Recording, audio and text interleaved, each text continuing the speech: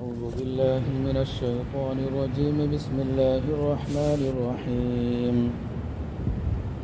وإذا رأيتهم تعجبك أجسامهم وإن يقولوا تسمع لقولهم كأنهم خشب مسندة يحسبون كل صيحة عليهم هم العدو فاحذرهم قاتلهم الله أنى يؤفكون. وإذا قيل لهم تعالوا يستغفر لكم رسول الله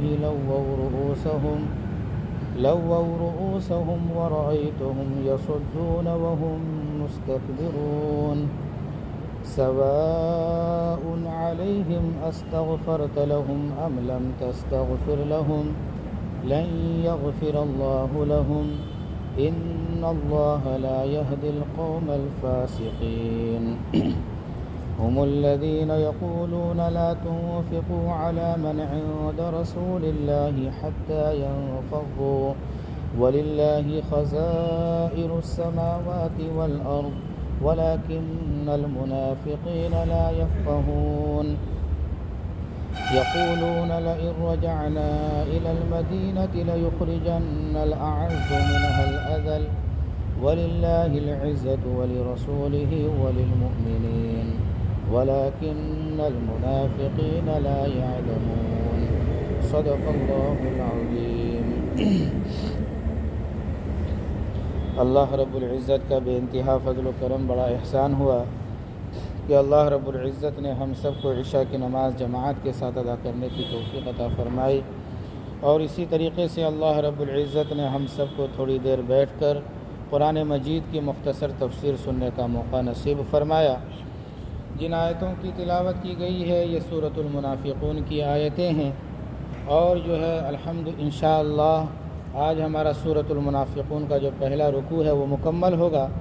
اسی طریقے سے سورۃ المنافقون کی ابتدا پہلے ہو چکی تھی، جس کے اندر جو ہے اللہ تبارک و تعالی نے جو ہے اس بات کا اظہار کیا کہ یہ منافقین قسم کھا کر جو ہے آپ کے سامنے اپنی بات کو سچا ثابت کرنا چاہتے ہیں، لیکن حقیقت کے اعتبار سے یہ جھوٹے ہیں۔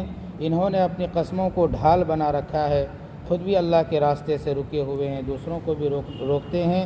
یہ جو عمل کرتے ہیں ان کا یہ عمل بہت ہی برا ہے۔ پھر آگے اللہ نے بیان فرمایا ہے کہ یہ وہ لوگ ہیں جو ایمان لائے پھر انہوں نے کفر کو اختیار کیا تو اللہ تعالیٰ نے ان کے دلوں کے اوپر جو ہے مہر لگا دیا۔ تو گویا کہ اللہ رب العزت نے منافقین کے احوال کو جو ہے لوگوں کے سامنے بیان کر دیا گیا۔ محمد الرسول اللہ صلی اللہ علیہ وسلم کو بتلا دیا گیا کہ اس کے دل کے اندر کیا ہے، ایمان نہیں ہے۔ آگے چل کر بھی وہی باتیں آ رہی ہیں منافقین کے تعلق سے۔ اللہ رب العزت ارشاد فرماتے ہیں وَإِذَا رَأَيْتَهُمْ تُعْجِبُكَ أَجْسَامُهُمْ، اور جب تم ان کو دیکھتے ہو تو جسامت و قامت کے اعتبار سے جو ہے ان کے جسم اور ان کے حلیے جو ہے آپ کو بھلے لگتے ہیں، اچھا لگتے ہیں، خوشنما معلوم ہوتے ہیں، اور جب آپ ان کو دیکھتے ہیں تو ان کے جسامت و قامت، ان کی جسامت اور ان کے ڈول کے اعتبار سے ان کے جسم آپ کو بھلے معلوم ہوتے ہیں۔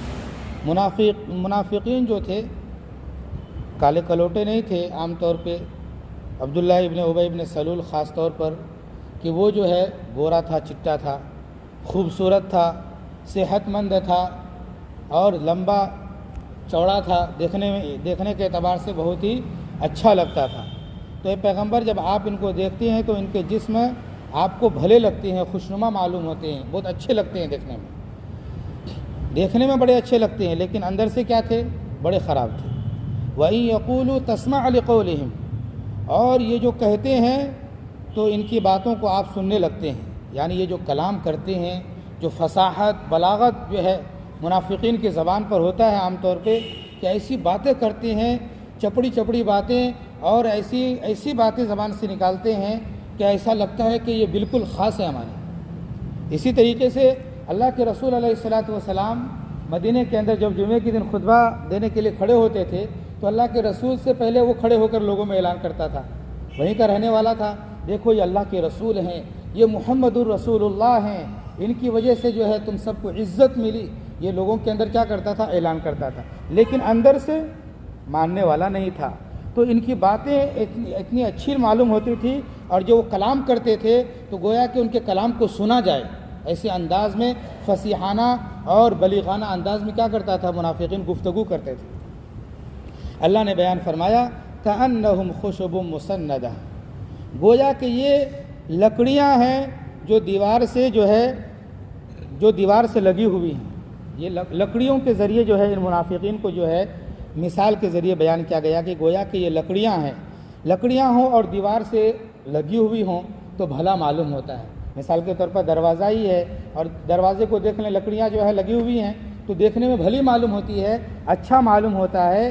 یہ منافقین جسم کے اعتبار سے بڑے خوبصورت ہیں، اور ان کے قول کو سنیں تو ان کے قول ایسی باتیں کرتے ہیں کہ سننے میں بڑا مزہ آتا ہے، اور جو ہے یہ جو ہے لکڑیوں کی طرح ہے، گویا کہ وہ لکڑیاں ہیں جو دیوار سے لگی ہوئی ہیں۔ لکڑیاں کئی طرح کی ہوتی ہیں، یہاں پر لکڑی کے ذریعے جو ہے منافقین کی مثال بیان کی گئی، اور جو ہے وہ بھی سوکھی لکڑی کے ذریعے مثال بیان کی گئی، اور جو ہے درخت کے ذریعے جس کے اندر جان اور رمق ہوتا ہے اس سے مثال ان کی بیان نہیں کی گئی۔ لکڑیاں کئی طرح کی ہوتی ہیں، ایک لکڑی وہ ہے کہ جس لکڑی کے جو ہے دستے بنتے ہیں، چاقو وغیرہ کے دستے بنتے ہیں، اور اسی طریقے سے بعض لکڑیاں وہ ہیں جن سے جو ہے پلنگ وغیرہ بنایا جاتا ہے، کرسیاں بنائی جاتی ہیں، میز وغیرہ بنایا جاتا ہے، بچوں کے پڑھنے کے لیے ٹپائی وغیرہ بنائی جاتی ہے، ڈیسک وغیرہ بنایا جاتا ہے۔ بعض لکڑیاں وہ ہیں جو کسی کام کے نہیں آتی، وہ لکڑی جس کو دیمک کھا جائے وہ کسی کام میں نہیں آتی، دیکھنے میں اچھا لگتا ہے لیکن کام میں نہیں آتی۔ تو ان منافقین کی مثال دیمک کی لکڑی کی طرح ہے کہ یہ جو ہے دیوار کے سہارے سے گویا کہ لکڑیاں کھڑی ہیں، لیکن اس لکڑیوں کے اندر جان نہیں ہے، کسی چیز میں کام آنے والی نہیں ہے، بلکہ اندر سے کھوکھلا ہو چکا ہے۔ لکڑی ہو اور اندر سے کھوکھلا ہو جائے اور لکڑی کے اندر دیمک لگ جائے تو وہ لکڑی کام نہیں آتی، وہ صرف کس کے کام آتی ہے؟ جلانے کے کام آتی ہے۔ یہ منافقین ڈیل ڈول کے اعتبار سے کتنے اچھے لگتے ہیں اور قول کے اعتبار سے فصیح ہیں، ایسی باتیں کرتے ہیں کہ سننے میں مزہ آئے۔ ان کی مثال لکڑی کی طرح ہے، وہ بھی لکڑی ایسی جو کسی کام میں نہیں، صرف جلنے کے کام آئے۔ تو لکڑی کے ذریعے جو ہے منافقین کو تشبیہ دی گئی، اور آگے بیان فرمایا گیا منافقین کے بارے میں یحسبون کل صیحۃ علیہم، جب بھی کوئی چیخ سنتے ہیں، جب بھی کوئی آواز سنتے ہیں تو یہ اپنے اوپر خیال کرتے ہیں۔ جب بھی کوئی آواز آتی ہے، گھبراہٹ والی چیخ والی آواز آتی ہے تو یہ سوچتے ہیں کہ یہ آفت میرے اوپر آنے والی ہے، یہ مصیبت میرے اوپر آنے والی۔ کیوں ڈرتا ہے؟ اندر نفاق ہے، ایمان نہیں ہے۔ اگر ایمان رہتا تو کسی سے وہ نہیں ڈرتا، اندر نفاق چھپا ہوا ہے، اور وہ اس بات کو منافق سوچتا ہے کہ ہو نہ ہو کہیں اللہ نے کوئی پیغام دے دیا ہو اور لوگ ہمارے خلاف جہاد کرنے آ جائیں اور جو ہے تلوار بازی ہم پر ہونے لگے۔ کچھ بھی چیخ کو یہ سنتے تھے، کچھ بھی آواز کو سنتے تھے گھبراہٹ والی، تو یہ سوچتے تھے کہ میرے اوپر مصیبت آنے والی ہے۔ منافقین کیا سوچتے تھے؟ میرے اوپر کیا ہے؟ مصیبت آنے والی ہے۔ پھر آگے اللہ کہتا ہے ہم العدو، یہ دشمن ہیں، یہ آپ کے کیا ہیں؟ دشمن ہیں۔ یہ صحابہ کے کیا ہیں؟ دشمن ہیں۔ فحذرہم، آپ جو ہے ان سے کیا کریں؟ کنارہ کشی کو اختیار کریں، آپ ان سے محتاط رہیں۔ قاتلہم اللہ، اللہ ان کو غارت کرے، اللہ ان کو غارت کرے۔ انا یؤفکون، یہ حق کو چھوڑ کر کدھر بھٹک رہے ہیں، یہ حق کو چھوڑ کر کدھر جا رہے ہیں، ہدایت کو چھوڑ کر کدھر جا رہے ہیں، اللہ ان کو غارت کرے۔ گویا کہ اس آیت کے اندر اللہ رب العزت نے منافقین کے جسم جثے کے اعتبار سے، ڈل ڈول کے اعتبار سے بہت اچھے لگتے تھے دیکھنے میں، اس کو بیان کیا، اور جو چپڑی باتیں کرتے تھے لوگوں کو بڑا پسند آتا تھا اس کو بیان کیا گیا، اور جو ہے ان کو لکڑی کے ذریعے مثال دی گئی، اور ان کی بزدلی کو بیان کیا گیا کہ اتنے بڑے بزدل تھے کہ جو ہے جو بھی چیخ اور جو بھی آواز سنتے تھے یہ اپنے اوپر آفت کو کیا کرتے تھے؟ قیاس کرتے تھے، اور فرمایا کہ یہ منافقین دشمن ہیں۔ اللہ نے کیا کہا؟ یہ منافقین دشمن ہیں، ان سے محتاط رہا جائے، اور اللہ ان کو غارت کرے کہ یہ جو ہے حق کو چھوڑ کر، ہدایت کو چھوڑ کر یہ بھٹک رہے ہیں۔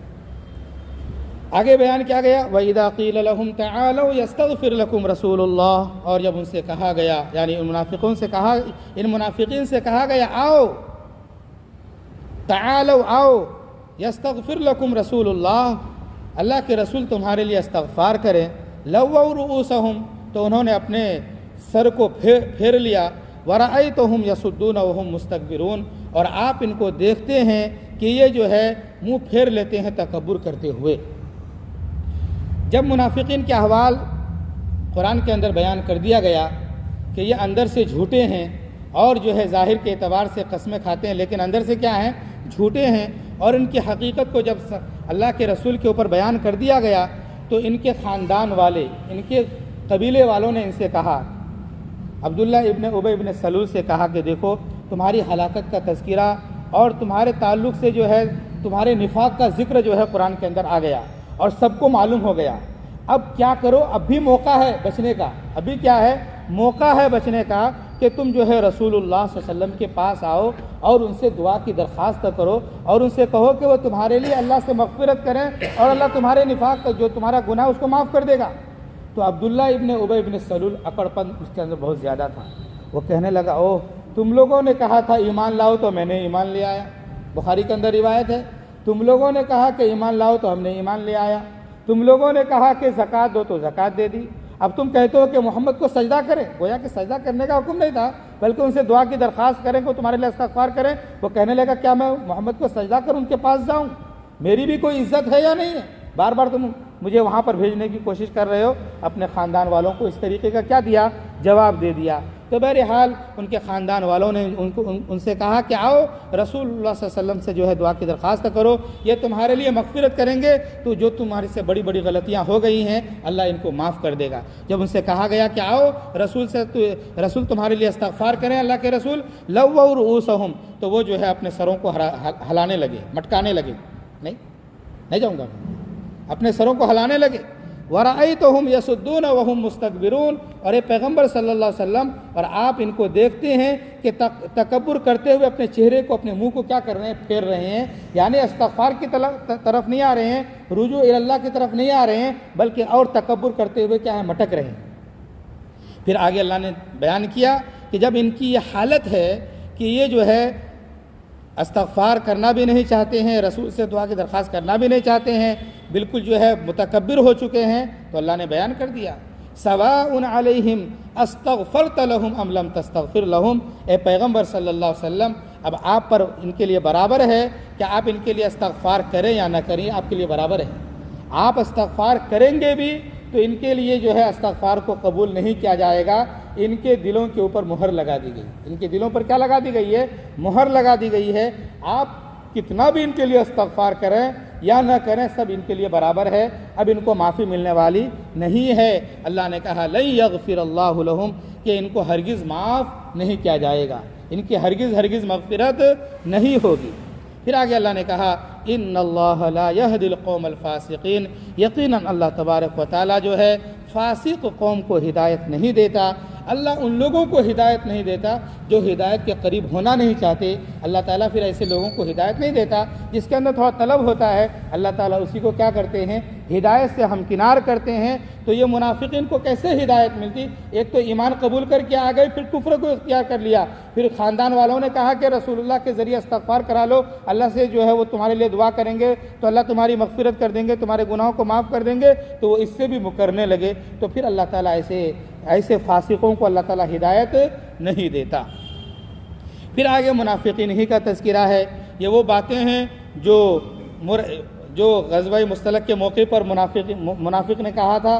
عبداللہ ابن ابی ابن سلول نے کہا تھا کہ موریسی مقام پر جو ہے پانی کا چشمہ تھا، وہاں پر مہاجرین اور انصار کے درمیان جو ہے مٹبھیڑ ہو گئی تھی، وہیں پر اسی موقع پر اس نے یہ بھی کہا تھا کہ ہم جو ہے ان کے اوپر مال کو خرچ کرتے ہیں، ہم ان کو کھلاتے ہیں، ہم ان کو کچھ دیتے ہیں، یہ ہمارے اوپر ہی کیا کر رہے ہیں، غرا رہے ہیں۔ یہ طرح طرح کی باتیں وہ کیے تھے۔ تو حضرت زید بن ارقم رضی اللہ تعالیٰ نے یہ باتیں سن کر جو ہے اللہ کے رسول کو کہا۔ جب اللہ کے رسول کو کہا تو ان کو جب بلایا گیا تو وہ قسمیں کھا کر کہنے لگا قسم بخدا میں نے ایسی بات نہیں کی، یہ لڑکا ٹائپ کا ہے نوجوان زید بن ارقم، آپ ان کی بات پہ بھروسہ کریں، آپ کو ہمارے اوپر اعتبار نہیں ہے۔ تو بہرحال اللہ کے رسول تو عالم الغیب نہیں تھے، ہر چیز کے غیب کے جاننے والے تو اللہ کی ذات ہیں، تو ان کو معلوم نہیں تھا کہ اس نے یہ کہا یا نہیں کہا۔ تو بہرحال جو ہے وہاں پر ان کو جھٹلا دیا گیا زید بن ارقم کو، اور اسی طریقے سے وہ اپنی بات کو جو ہے چپڑی باتیں اور جو ہے اپنے فصاحت والی باتوں کے ذریعے جو ہے اپنے آپ سے کیا کیا، وہ الزام سے بری کر لیا۔ تو اللہ رب العزت نے جو ہے بیان کر دیا کہ یہ جو باتیں کہہ رہے تھے وہ بالکل سچی ہے، اور جو ہے زید ابن ارقم کو جو جھٹلایا گیا ہے یہ انہوں نے جھٹلایا ان کو۔ زید ابن ارقم نے جو بات کہی تھی سن کر وہ سچی تھی، اور یہ جو قسمیں کھا کر بیان کیے ہیں ان کی باتیں کیا ہے، جھوٹی تھی، اسی کو بیان کیا گیا۔ گویا کہ حضرت زید ابن ارقم رضی اللہ تعالیٰ عنہ کی عظمت شان کو بھی بیان کر دیا گیا، اور جو ہے اللہ رب العزت نے ان کی تائید بھی فرمائی۔ ہم الذین یقولون لا تنفقوا علی من عند رسول اللہ، یہ منافقین لوگ یہ بات بھی کہتے تھے کہ لا تنفقوا علی من عند رسول اللہ، کہ جو رسول اللہ صلی اللہ علیہ وسلم کے پاس صحابہ ہیں ان کے اوپر کچھ بھی خرچ نہ کیا جائے۔ ہم جو ہے بہت خرچہ کر دیے، ان کو بہت سہولتیں دے دیے، اب ان کو کوئی سہولت نہیں دینا۔ اب جو ہے یہ منافقین کہنے لگے اب ان کو کوئی سہولت نہیں دینا ہے، اب ان کے اوپر کوئی خرچ کرنا نہیں ہے، اگر ہم ان کے اوپر تنگ دستی لائیں گے حتیٰ ینفضوا، یہ خود ہی بھاگ جائیں گے، یہ خود ہی کیا ہو جائیں گے، بھاگ جائیں گے، تتر بتر ہو جائیں گے، اور یہاں سے کیا ہو جائیں گے، چلے جائیں گے۔ تو بہرحال صحابہ کرام کے تعلق سے، خصوصاً مہاجرین کے تعلق سے ان کی یہ باتیں تھیں کہ یہ جو ہے ان کو اگر ہم تکلیف دیں گے تو یہ یہاں سے کیا رسول اللہ صلی اللہ علیہ وسلم کو چھوڑ کر چلے جائیں گے۔ ان کو یہ نہیں معلوم کہ یہ مہاجرین صحابہ کی جو ذات ہے یہ ایسے ایمان والے تھے کہ ان کو قتل کر دیا جائے، ٹکڑے ٹکڑے کر دیا جائے، وہ اس کو منظور کر لیتے، لیکن جو ہے وہ اپنے ایمان کو چھوڑنے والے نہیں تھے۔ تو یہ کھانا کے بند کر دینے پر یا کچھ سہولت کے بند کرنے پر یہ مرتد ہو جائیں گے، بالکل مرتد ہونے والے نہیں تھے۔ یہ وہ صحابہ تھے مہاجرین خصوصاً کہ جو مکی زندگی کے اندر 13 سال تک انہوں نے اپنے ایمان کو بنایا، اور مکی زندگی کے اندر ایک وقت ایسا بھی گزرا کہ 3 سال جو ہے شیب ابی طالب کے گھاٹی میں رہے وہ، اور جو ہے وہ گھاٹی میں رہے تو وہ وقت کیسا گزرا، ان کو وہاں پہ بریانی نہیں ملا، ان کو جو ہے طرح طرح کے جو ہے کھانے نہیں ملے، بلکہ جو ہے ان کے اوپر جو ہے تنگدستی کو لایا گیا، تو درخت کے پتے وغیرہ کھانے پر کیا ہو گئے تھے، مجبور ہو گئے تھے۔ ایسے ٹھوس ایمان والے وہاں پر ایمان سے نہیں پھرے، تو ان کے کچھ حالات کے آ جانے کی وجہ سے وہ ایمان سے پھر جاتے۔ یہ منافقین کو عقل نہیں ہے، یہ جو ہے تھوڑی سی اللہ نے ان کو راحت دے دی، تھوڑی سی ان کو اللہ نے مال دے دیا، تو یہ جو ہے اس طریقے سے تکلیف دینے کی باتیں سوچ رہے ہیں کہ جو ہے ان جو ہے صحابہ کے اوپر، جو مہاجرین ہیں ان کے اوپر ہم کچھ بھی خرچ نہ کریں تو یہ خود بخود جو ہے مرتد ہو جائیں گے، محمد رسول اللہ صلی اللہ علیہ وسلم کو چھوڑ کر چلے جائیں گے۔ اللہ رب العزت نے جواب دیا اور کہا وَلِلَّهِ خَزَائِنُ السَّمَاوَاتِ وَالْأَرْضِ، زمین و آسمان میں جتنے بھی خزانے ہیں یہ سب خزانوں کے مالک اللہ کی ذات ہے۔ یہ اپنے آپ کو رازق سمجھ بیٹھا کہ میں رزق دینے والا ہوں، میں لوگوں کو کھانا کھلاتا ہوں، رزق کا مالک اللہ ہے۔ تم تنگدستی پیدا کر دو، تم حالات پیدا کر دو، تم یہاں سے بھگانے پر مجبور کر دو ان کو، تو کیا یہ مر جائیں گے ایسے ہی؟ ان کا رکھوالی اللہ ہے، ان کو دیکھنے والا اللہ ہے، ان کو کھلانے والا اللہ ہے۔ تو بہرحال وہی جواب دیا گیا، یہ اپنے آپ کو خدا سمجھ بیٹھے کہ گویا کہ کچھ سہولت دے رہے ہیں، کچھ جو ہے ان کو اوپر خرچہ کر رہے ہیں، تو اس بات کو سمجھ رہے ہیں کہ جو ہے ہم ان پر خرچہ کر رہے ہیں تو ٹکے ہوئے ہیں، خرچہ نہیں کریں گے تو بھاگ جائیں گے۔ ایسا تھوڑی ہے، اس کو کھلانے والا پلانے والا اللہ ہے۔ زمین و آسمان کے اندر جتنے بھی خزانے ہیں سارے خزانوں کا مالک کون ہے؟ اللہ کی ذات ہے۔ وَلَكِنَّ الْمُنَافِقِينَ لَا يَفْقَهُونَ، لیکن منافقین لوگ اس بات کو سمجھتے نہیں۔ تھوڑی سی راحت آ گئی، دولت آ گئی، وہ اپنے آپ کو سمجھنے لگے کہ بھائی ہم ہی جو ہیں خدا ہو گئے ہیں، ہم ہی بڑے ہو گئے ہیں، اور جو ہے ہم جس طریقے سے چاہے ان کے ساتھ سلوک کریں، اگر ہم ان کے ساتھ برا سلوک کریں گے تو یہ تباہ ہو جائیں گے، ہلاک ہو جائیں گے، برباد ہو جائیں گے۔ اللہ کہتا ہے کہ ایسا نہیں ہے، خزانے سب کے سب میرے پاس ہیں، لیکن منافقین اس بات کو سمجھتے نہیں۔ پھر آگے کہا گیا یقولون لئن رجعنا الی المدینۃ لیخرجن الاعز منها الاذل، اور یہ منافقین لوگ یہ بھی کہتے ہیں کہ اگر ہم لوٹیں گے مدینے کی جانب تو ہم میں سے ضرور بھی ضرور نکال دیں گے عزت دار ان ذلیلوں کو مدینے سے۔ منافق نے کہا تھا نا وہاں پہ مستلق کے مقام پر کہ جب ہم لوگ یہاں سے لوٹیں گے مدینہ اور مدینہ جائیں گے تو ہم میں کا جو عزت دار ہے ان ذلیلوں کو مدینے سے کیا کریں گے؟ نکال دیں گے۔ تو عبداللہ ابن ابی ابن سلول جو منافقوں کا سردار تھا، اپنے آپ کو عزت دار کہہ رہا تھا، اور جو مہاجرین تھے خود اللہ کے رسول کو کیا کہہ رہا تھا؟ ذلیل سمجھ رہا تھا۔ بہرحال اس کے بارے میں اس سے پہلے بیان کر دیا گیا تھا کہ جب حضرت عمر کو اس بات کا علم ہوا تو حضرت عمر نے کہا کہ اجازت دیجئے کہ جو ہے ہم ان کا سر قلم کر دیں، تو اللہ کے رسول نے کہا کہ اگر ایسا کرو گے تو لوگ طعنہ دیں گے کہ جو ہے اپنے ہی لوگوں کو کیا کر رہے ہیں، محمد مار رہے ہیں۔ ان کے بیٹے کا نام بھی عبداللہ تھا، عبداللہ ابن ابی ابن سلول کے بیٹے کا نام بھی عبداللہ تھا، جو سچے پکے مسلمان تھے۔ بہرحال جب ان کو علم ہوا تو انہوں نے جو ہے اپنے باپ سے جب مدینے کے قریب پہنچنے لگے، مدینے میں داخل ہونے سے پہلے کھڑے ہو گئے اور اپنے باپ کو روکنے لگے کہ آپ جو ہے مدینے کے اندر داخل نہیں ہو سکتے یہاں تک کہ اللہ کے رسول خود اجازت نہ دے دیں، کیونکہ تم اس بات کا اقرار کرو کہ ہم ذلیل ہیں، اللہ اور اس کے رسول رسول اللہ صلی اللہ علیہ وسلم جو ہیں وہ عزت دار ہیں۔ بہرحال اللہ کے رسول نے ان کو آنے کی پھر کیا کر دی ہے، اجازت دے دی۔ پھر وہ مدینے کے اندر آ گئے اور جو ہے اس نے اس بات کا بھی اقرار کر لیا کہ ہم ہی ذلیل ہیں اور اللہ کے رسول کیا ہیں، عزت دار ہیں۔ تو بہرحال یہاں پر اسی کو بیان کیا گیا کہ جو منافقین جو بات کہا کرتے تھے، جو کہے تھے غزوہ مصطلق کے موقع پر، اللہ نے اس کو بیان فرمایا کہ یہ وہ اس طریقے کی باتیں کر رہے تھے کہ ہم میں سے عزت دار جو ہے ان ذلیلوں کو نکال دیں گے۔ یہ اپنے آپ کو عزت دار سمجھنے لگا، کس اعتبار سے؟ صحت کے اعتبار سے، کچھ صحت اچھی تھی، پیسے وغیرہ کچھ تھے، کچھ دولت تھی، اپنے آپ کو بڑا عزت دار سمجھنے لگا۔ اور اللہ کیا کہتا ہے، وَلِلَّهِ الْعِزَّةُ وَلِرَسُولِهِ وَلِلْمُؤْمِنِينَ، حقیقی عزت تو اللہ ہی کے لیے خاص ہے، مومنوں رسولوں کے لیے ہے، رسول کے لیے ہے، مومنین کے لیے عزت ہے۔ اللہ کی عزت، اللہ اپنی ذات کے اعتبار سے خود عزت دار ہے، بذات خود اللہ المعز، عزت دینے والا، عزت والا کون ہے؟ اللہ کی ذات ہے۔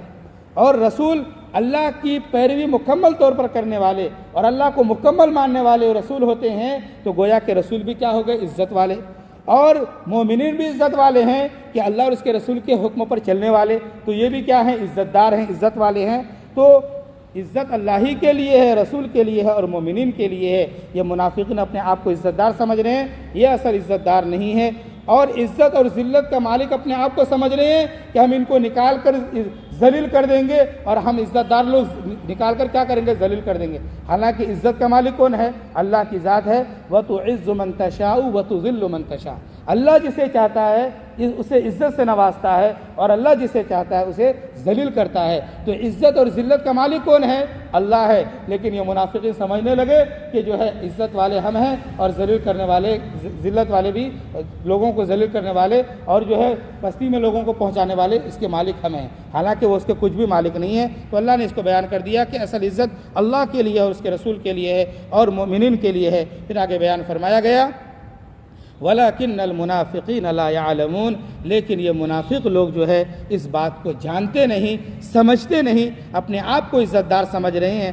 حالانکہ اصل عزت ان لوگوں کے لیے ہے جو اللہ، جو رسولوں کے لیے ہے، اللہ کے لیے خاص ہے عزت، اور ان لوگوں کے لیے جو ہے بطور خاص عزت ہے جو اللہ اور اس کے رسول کی پیروی کرنے والے ہیں۔ یہ منافقین لوگ نہ اللہ کی پیروی کر رہے ہیں نہ رسول اللہ کی پیروی کر رہے ہیں، تو یہ عزت دار نہیں ہے۔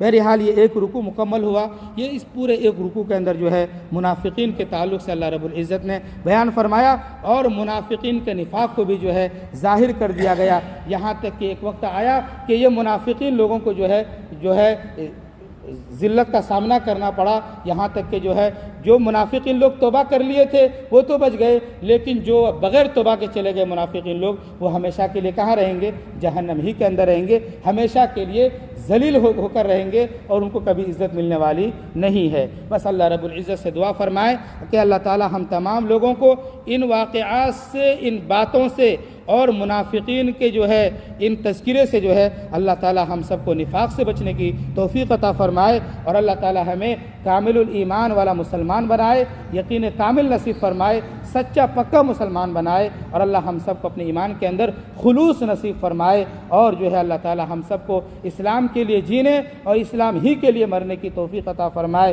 اور اللہ تعالی جب تک زندہ رکھے اسلام کے طریقے پر زندہ رکھے، اور جب موت کا وقت آئے اللہ ہم سب کا خاتمہ بالخیر فرمائے۔ آمین وآخر دعوانا ان الحمد للہ رب العالمین۔ سبحان اللہ وبحمدہ، سبحانک اللہم وبحمدک، ونشہد ان لا الہ الا انت، ونستغفرک ونتوب الیک۔ سبحان ربک رب العزت عما یصفون، وسلام علی المرسلین، والحمد للہ۔